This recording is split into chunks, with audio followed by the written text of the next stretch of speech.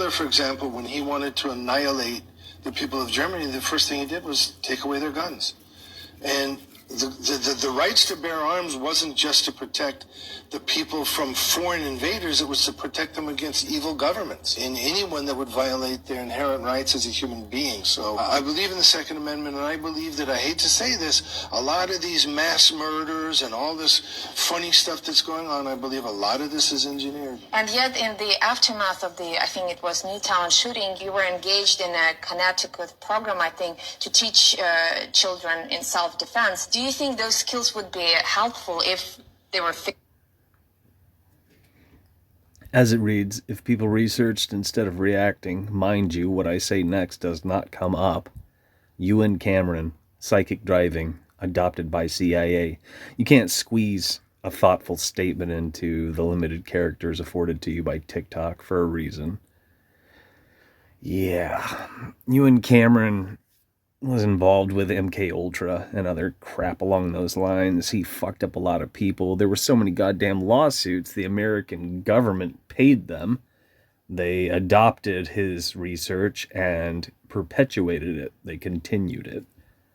They employed it. And today, you hear a lot of phony fucking people, materialistic, superficial people, rattle off the superficial version of this, called brainwashing. There's a reason you aren't taught about psychic driving, because you could dig up the roots to reality that leads somewhere, trace this back, and better understand what our masters are up to. But instead, you got the kids who post things having to do with The Simpsons, and they talk about brainwashing. As always, what the fuck do I know? Also, keep in mind, Seagal is one of our master's puppets. He plays the game. He works for these people. This may or may not be lesser magic and not just his personal opinion. Here's one final thought, since I'm always long-winded and there's too much to try to impart if somebody actually saw these. Being what it is, and based on the subject matter is what I'm getting at, it's probably not going to pop up in somebody's feed because you won't be spoon-fed something that matters. But if this was a stupid cat video, something related to aliens, something related to the Barbie movie, or The Sound of Freedom, it would probably be in your feed. So yeah, back in the 90s, the media latched on to going postal, and they sure as shit shopped that around.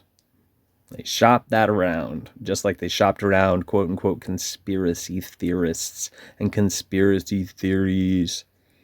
Because this is social engineering jargon. And this is a fucked up, phony narrative our masters want people to repeat.